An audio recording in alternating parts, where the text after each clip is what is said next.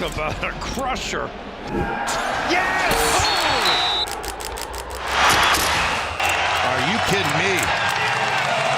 And gone!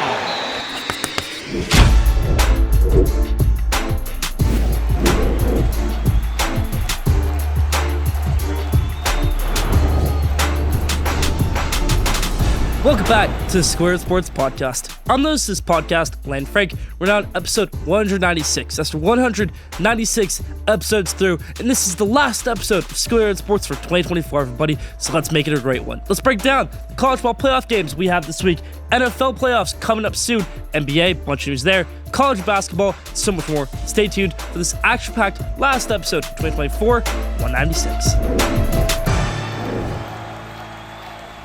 Let's start out episode 196, how we always do, with the headlines in the NBA. First thing in the NBA that really disgusts me, I think it disgusts a lot of people around the league, makes me really upset, is that Mike Brown, a seasoned veteran in the head coaching game, got fired by the Sacramento Kings. This guy was unanimous head coach of the year. 2 years ago, unanimous head coach of the year.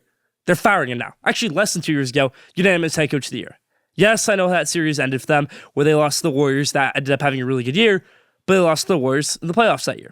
Last year, they didn't have a great season, and they see they're struggling a little bit, but that's no reason to fire a guy like Mike Brown, who won Coach of the Year, was the head coach of the Lakers, was the head coach of the Cavaliers, back when LeBron was the head coach. I don't think anybody wanted Mike Brown fired except Vlade Divac, general manager of the Sacramento Kings. Disgusted about his firing. A lot of people around the league are too, as they should be. The Lakers made a big deal the other day, trading D'Angelo Russell again, everybody. Yes, D'Angelo Russell, of course, had his first stint with the Lakers, and he got drafted by them in 2015. They shipped him off to Brooklyn in 2017. They're shipping him off to Brooklyn again in 2024, this time for Dorian Finney-Smith. It's a good deal for the Lakers. They get rid of D'Angelo Russell, who they desperately need to get rid of, and they get a good piece in Dorian Finney-Smith, a guy who I was thinking about the other day. I was like, I haven't really heard much about this guy since he got traded from the Mavs to the Nets for Kyrie Irving. Now it's like, okay, he's back in the spotlight. I like this pickup a lot right here for Los Angeles Lakers. Good power forward for them. You can slide in on the bench or in the starting role. Good move right here for the Lakers, trading D'Angelo Russell, who's still loading in year 8, year 9 for D'Angelo Russell. Still loading to see that superstar player I was once promised coming out of Ohio State at number 2 overall pick. Has never lived up to his potential. A good player, but has never lived up to the number 2 overall pick potential that he once had. In the NFL, we had a great action-packed week number 17. Kansas City Chiefs came out rolling on Wednesday Night Football, taking down Pittsburgh Steelers. It was a fun game, 29-10, Christmas Day. Love to see it. Baltimore Ravens, they also put in Christmas against Houston Texans, and they smothered this Texans team, 31-2. Yes, I know the Texans are without Tank Dell. Yes, they're without a lot of key pieces, but that was a beatdown right there. Tough for C.J. Stroud, who's just had a rough season all along because his receiver injuries. Nico Collins is out for a while. Tank Dell's going to be out this season and next season. Bunch of rough injuries for them. But Chiefs got a nice win. The Ravens got a nice win on Christmas Day. Seahawks, they kept things going Thursday Night Football. 6-3 win over the Chicago Bears. It's a little bit heartbreaking right here for the Seahawks because they're going to finish up with probably 10 wins, and there's no chance for them to make playoffs. They're out of the playoff race now, and that sucks to see if you're a Seahawks fan because you get 10 wins, you think you're automatically a playoff team. Not so fast with these new NFL playoff rules, new NFL playoff seeding. It's just a good year in the NFC, a bad year for the AFC. It's kind of how it goes sometimes. Should we get rid of conferences? Leave your answer in the comments, because if we had no conferences, Seahawks probably would sneak into the playoffs, but not going to happen this year. Los Angeles Chargers, they had a great win on Saturday football, going up to New England, going to the cold. Jim Harbaugh, he's used to playing in the cold this time of year. He coached at Michigan for 10 years, and he did a great job in this game, taking down Drake May, who I think he's going to have a great career, but didn't play well in this game. And Jerome Mayo could have been his second to last game ever as this New England Patriots head coach. Cincinnati Bengals, they played well on Saturday, got a win in overtime over the Denver Broncos, an action-packed game. Of course, they got the touchdown late at the end, and they decide, you know what, we're not going to waste the clock. We're just going to get these points as quick as we can. Came back to bite them a little bit. Bo Nix, a game-winning or game-tying touchdown drive, and then they went to overtime. They missed the kick, the Bengals. They luckily got the ball back, and now they have a shot to make the playoffs, really in a good position. What needs to happen for them to make the playoffs is they need to win on Sunday against the Steelers, and they need the Chiefs to beat the Broncos. Chiefs are going to start Carson Wentz in that game. We're just going to have to see how that one's going to go, but all comes down to Week 18 for the Bengals and the Broncos, who had a great game on Saturday in Week 17. Los Angeles Rams, they won their Sunday game, and they're in the playoffs, everybody. My takeaway from this game is, though, a little bit of fantasy implications. Trey McBride, Cardinals tight end, who's had such a great year, finally gets his first touchdown of the season. You love to see it. He was going to break the record for most yards ever in a season with that touchdown, but didn't do it right here. Trey McBride gets his first touchdown of the year with Kyler Murray, but they couldn't win the game. Wasn't enough for them. Rams, they're moving on to the playoffs, everybody. Philadelphia Eagles, they had Kenny Pickett at quarterback on Sunday, and no problem. They won that game easily over the Cowboys. Love to see it. They got a few guys in there. They got Taylor McKee, his first career touchdown pass to A.J. Brown. That was just a good team win by the Philadelphia Eagles, and they eliminated the Dallas Cowboys from playoff contention in doing so. Minnesota Vikings, they got a great win on Sunday over the Green Bay Packers. A good game, 27-25. I like this game right here because Sam Darnold really showed that, I've been not playing great these past few weeks, but we're winning these games. I need to finally do something about it, and he did something about it. Aaron Jones also played really well in this one, in my opinion. Jordan Addison is really stepping up as that first-round pick we once saw. So Justin Jefferson, Jordan Addison turning into a great receiver duo in the NFL, and Sam Darnold wheeling and dealing out there, looking like a Super Bowl winning quarterback. Detroit Lions, they got a great game tonight against San Francisco 49ers. Wish got to see that one, but it's all going to come down to Week 18. Who takes the division? The Vikings or the Lions? Sunday Night Football, it's going to be the most wins we've ever had on the football field. Can't wait for that game, everybody. Bills, they got a good one on Sunday, keeping things going. Josh Allen played some nice football. Las Vegas Raiders pitched themselves a little bit because they won back-to-back games, and I don't think they wanted to win back-to-back games. Letting the number 1 pick and letting a top 5 pick just slip from their hands. But if the Patriots get the number 1 pick, we could see the Raiders trade up to number 1, get Shedeur Sanders, because the ball is giving the Patriots court now, because the New York Giants, they did the same thing. They won their game on Sunday. They lost the number 1 overall pick. Drew Lock played some good football, and I don't want John Mara, New York Giants owner, to sit there and think, hey, we can roll Drew Lock next season. No. But a good win for the Giants and a good win for the Raiders. Their fans aren't happy about it. The players might be, both snapping very long losing streaks over these past few weeks, and they get their wins on Sunday. Tampa Bay Buccaneers, they shut down any talk of Bryce Young having a good game against them. Bryce Young, he's going to have a good game. He's going to ruin this game for the Buccaneers. Buccaneers aren't going to make the playoffs. They won't win the division. All that got shut down on Sunday because Baker Mayfield had the best game of his career with 360 passing yards and 5 touchdowns, and they're going to the playoffs, everybody. Exciting stuff right there for the Tampa Bay Buccaneers. Jacksonville Jaguars, they let their number 1 pick hope slip off a little bit too. They maybe thought, we can get Travis Hunter. We can trade this pick. We have our quarterback, Trevor Lawrence. We have him. He's good. We got him for the future. We have a chance right here to maybe do some damage if we can get this number 1 overall pick, but they won on Sunday against Tennessee Titans, so that doesn't seem to be a possibility right now. Cleveland Browns, they can end up with the number 1 overall pick. Dorian Thompson-Robinson played horrible for them on Sunday, playing in relief of Jameis Winston, who they benched after Jameis Winston just had a few rough games. Beat the Ravens, beat the Steelers, couldn't beat anybody else. Dorian Thompson-Robinson can't beat anybody, and that's why they lost on Sunday. Browns dropped to 3-13 on the season. Hey, they've had worse seasons though. Don't forget 1-15, 0-16 in 2015, 2016. I know Cleveland fans surely do not forget those days. Washington Commanders, they had a great game on Sunday, and they've also played well the past 2 weeks. They beat the Eagles, which was a great game. Jaden Daniels looked like an MVP in that game. He looked really poised in this game last night against Michael Penix Jr. It was just an awesome football game where you get to watch 2 guys who were going up against each other in the Heisman race last year. Jaden Daniels won the Heisman. Michael Penix Jr. came in second. Same thing in this game. Both guys bowed it out. Jaden Daniels came out on top. Michael Penix Jr. came in second. Just a really nice game on Sunday Night Football. Ends the Falcons' playoff hopes. Gets the Commanders even a better seed in the playoffs. Let's move things over to MLB. We got a little bit of news. Corbin Burns gets a 6-year, $210 million deal from the Arizona Diamondbacks. He'll be their future ace. It's a great combo they've got now. They're going to have Zach Gallen and Corbin Burns. They want this division. They're not going to say, hey, Dodgers, take this division. We'll be comfy with the wild card every year. No. They want this division. They think they're going to get it, and they're going for it right now with this pickup of Corbin Burns. Gleyber Torres, longtime Yankee, headed over to the Detroit Tigers. Teoscar Hernandez re-upping with the Los Angeles Dodgers. A big deal. That's part of the headlines. Leave your thoughts in the comments.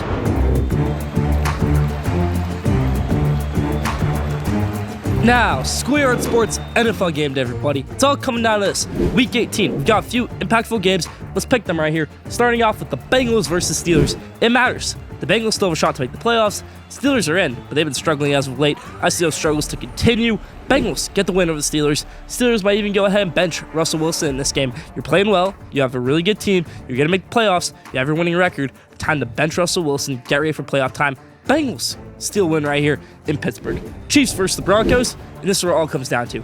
The Broncos win this game. They're in. Bo Nix had a great rookie year. They go to 10-7. If they win this game, Bengals are out. Chiefs win this game with Carson Wentz as quarterback. Well, A, you have the Carson Wentz plan where it's like everybody's like, oh, Carson Wentz, he's going to be the next Sam Darnold. We can revitalize his career too. Or he plays terrible, and we have a different story.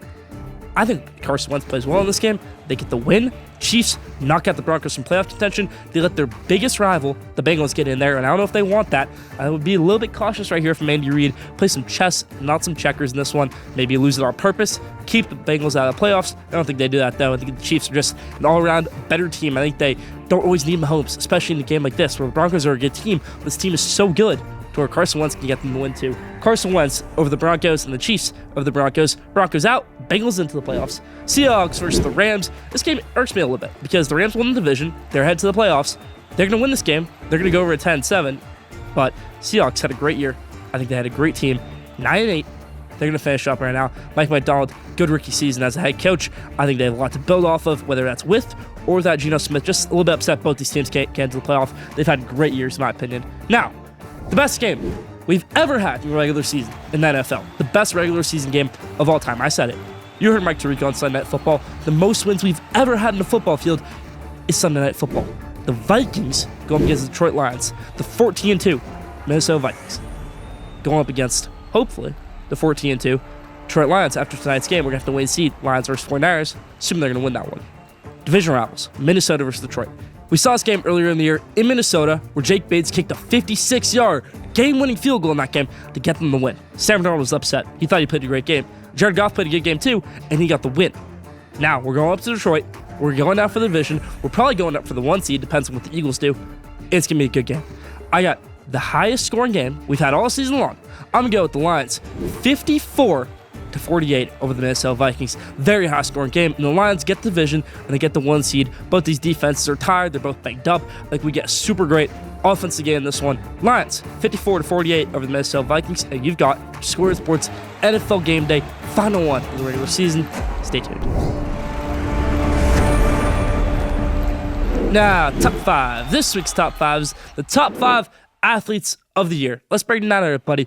All these guys, or even girls on this list, have had great years in sports. We're going to break down the top 5 athletes of 2024 with us. We've had a great year. We've had Olympics. We've had a great Heisman Trophy winner. We've had a Super Bowl. We've had an NBA champion. We've had so much in this year of sports in 2024. Let's break down who the top 5 athletes of the year were. Number 5, I'm going to go with the Heisman winner. You can call him the cardio king. You can call him all this, all that. It's Travis Hunter. He's still one of great football players. He's going to be a top 3 pick in 2025. But in 2024, he was an incredible player, winning the Heisman Trophy, being the best in football on both sides of the ball. You love to see it. Travis Hunter, number 5. Number 4, Lamar Jackson, a guy who won the 2024 NFL MVP, a guy who could win the 2025 NFL MVP. He's been playing great football over the past 2 years, and this year, of course. 4, Lamar Jackson, top 4 athlete of 2024. Number 3, Caitlin Clark. Caitlin Clark had a great year at Iowa, made the national championship game, got picked number 1 overall by the Indiana Fever, didn't play in the Olympics, but had a great rookie season in the WNBA, and she did a great job marketing the WNBA, marketing women's college basketball, which I think a lot of people are starting to pay a little bit more attention to now. Caitlin Clark couldn't win the championship over South Carolina, but had a great season at Iowa and was the number 1 overall pick. She's number 3 on my list for top 5 athletes of 2024. Number 2, Patrick Mahomes. Patrick Mahomes won his 3rd Super Bowl this year. He had a great season last year. He's having a good season this year. He has only lost 1 game in 2024. Patrick Mahomes is the number 2 athlete of 2024. And number 1, you guessed it, Shohei Ohtani. Shohei Ohtani was a great athlete this year because he won an MVP, had the most home runs of the season. They said, take away my arm. I can't pitch anymore. Take away my arm this year. I'm still going to hit the ball great, and that's exactly what he did. Didn't pitch this year, won the MVP, won the World Series for the first time in his career on his mega $700 million deal. Shohei Ohtani is the best athlete of 2024, and that's about my top 5 athletes of 2024. Anything you would like to change or have seen differently, leave your thoughts in the comments.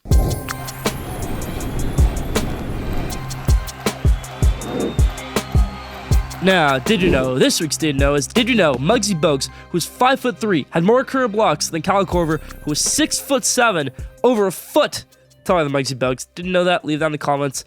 That's part for Did You Know this week.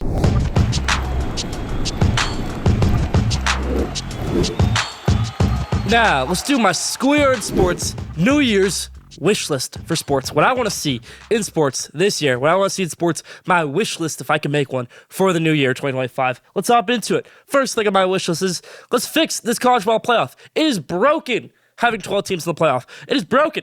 I loved the on-campus games. I loved it. But the way that seeding has worked out, where we have the national championship in the quarterfinals between Ohio State and Oregon, because those are the two best teams in college football, I think we all know that right now, especially with Georgia with a banged-up quarterback.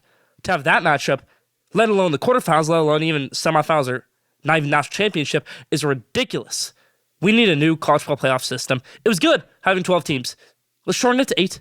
Let's maybe get a little bit more of those on-campus games, or you can make it 12 and make the quarterfinal on-campus too. That'd be really interesting. But we need to fix college football playoff, especially with the seeding. Don't guarantee conference champions a top 4 seed. That was my least favorite part of this year's college football playoff. Next one, don't expand the NCAA tournament. The NCAA is thinking about expanding the NCAA tournament to more teams. I say no. We don't need a mid-Power 5 team in there. We don't need that. Leave those teams out of there.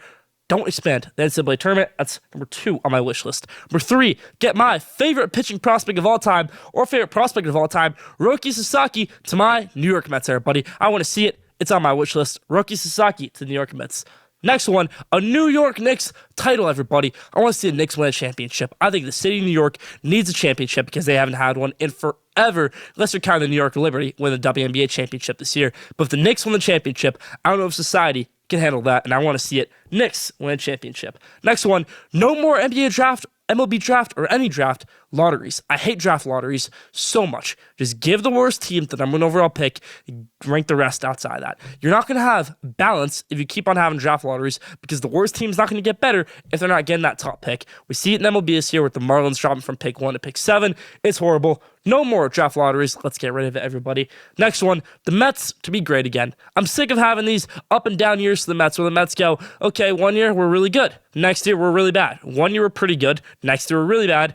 Let's get consistency. Hopefully they can do it with Juan Soto in these next 15 years, have back-to-back winning seasons. We need everybody. Mets to be great again.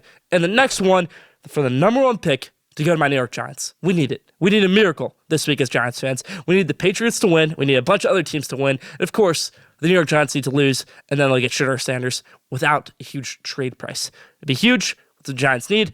Don't fire Brian Dable. Get this number 1 pick. And that closes out my 2024 sports wish list, everybody.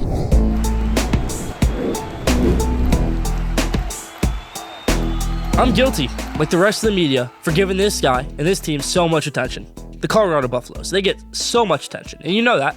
You know they get a lot of bias, maybe even from someone like me. But I'm here to put an end to that right now. I'm here to talk about Colorado.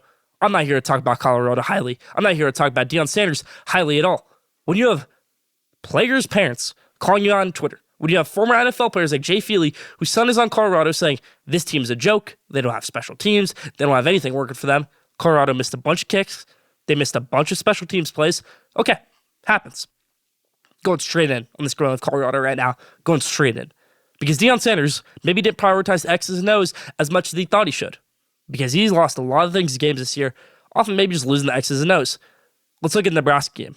Making some horrible play call decisions, making some bad staff decisions, just making some bad decisions, coaching at all in that game. Okay, you lose that game.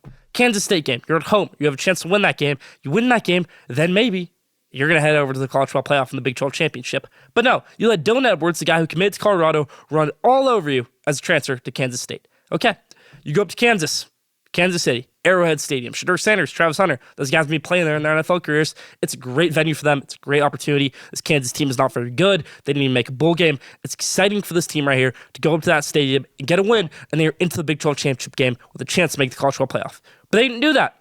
But they had a 9-win season. Everybody's saying, oh, Colorado's so good. They had a 9-win season. They were 4-8 last year. Whew.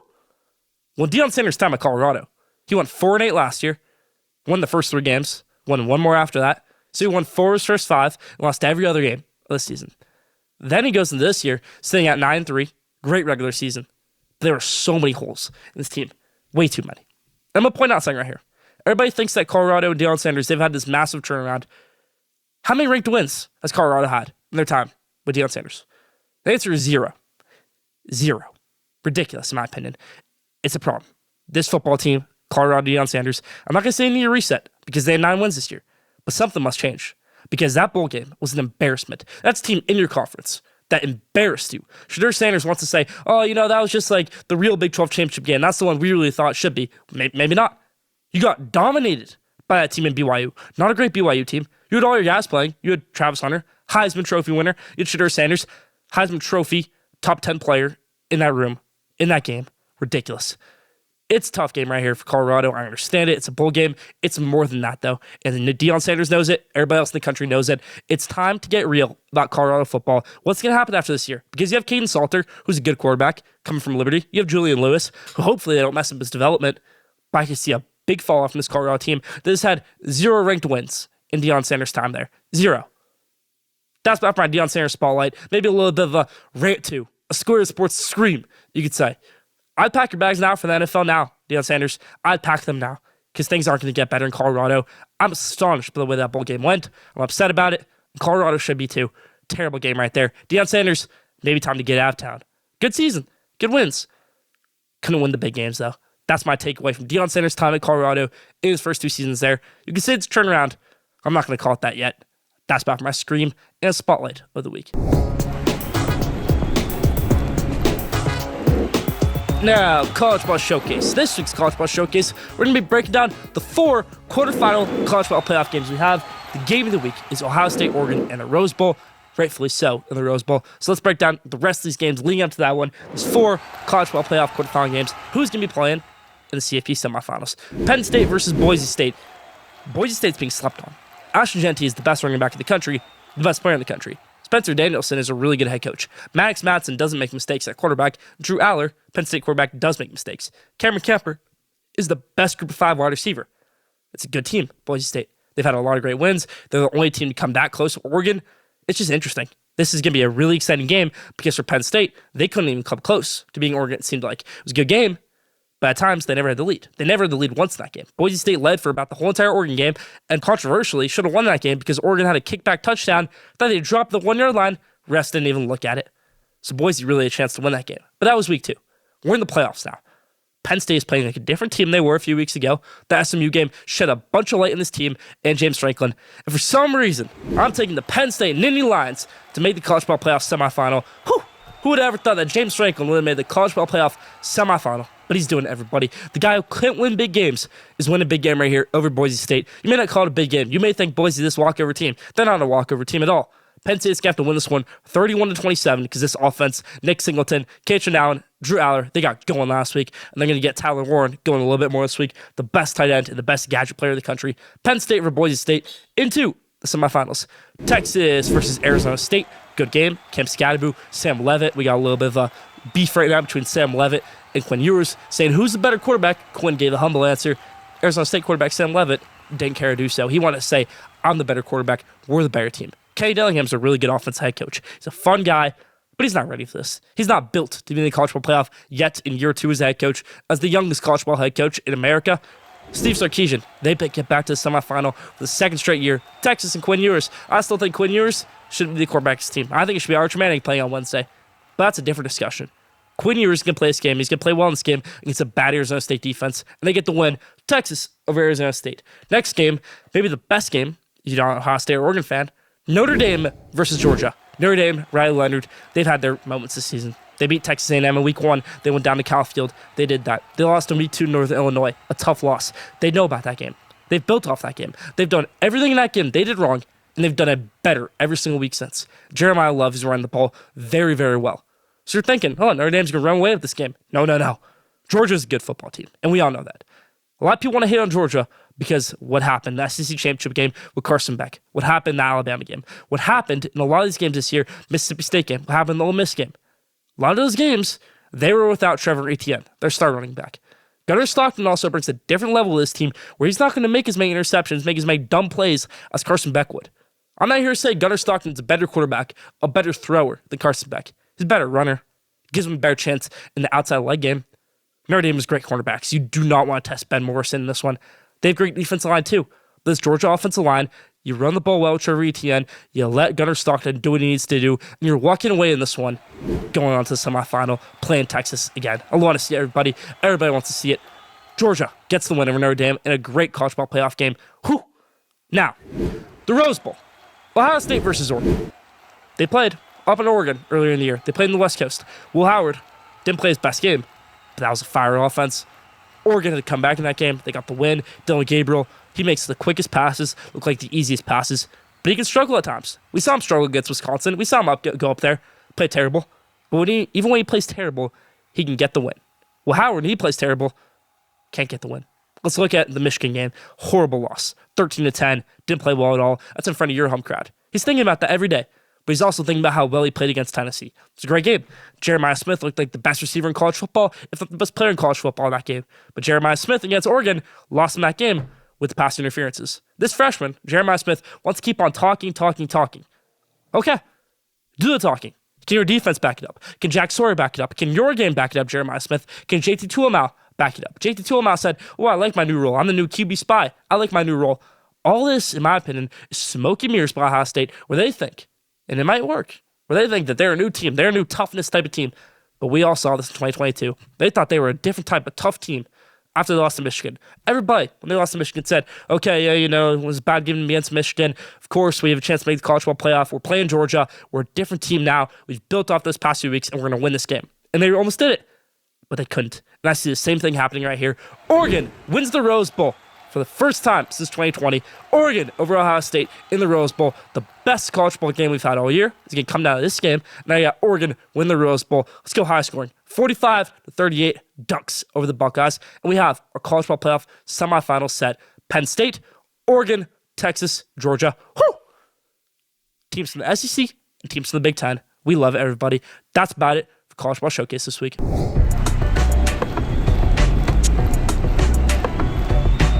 Now, the best for last question today. This week's question today is, who is the best sports team of 2024? Is it the Super Bowl winning Kansas City Chiefs? Is it the Champions League winning Real Madrid? Is it maybe the NBA champions Boston Celtics? MLB champions Los Angeles Dodgers? Who is the best sports team of 2024?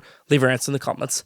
That's Top5 for Schoolyard Sports. Elaine Frank, episode 196. Thank you for tuning in. Follow Schoolyard Sports on Instagram at Schoolyard Sports. Follow Schoolyard Sports on X at Schoolyard Sport. Don't forget to subscribe, rate, and review for the best sports content in the world. Be back here next week for episode 197. And a happy New Year, everybody.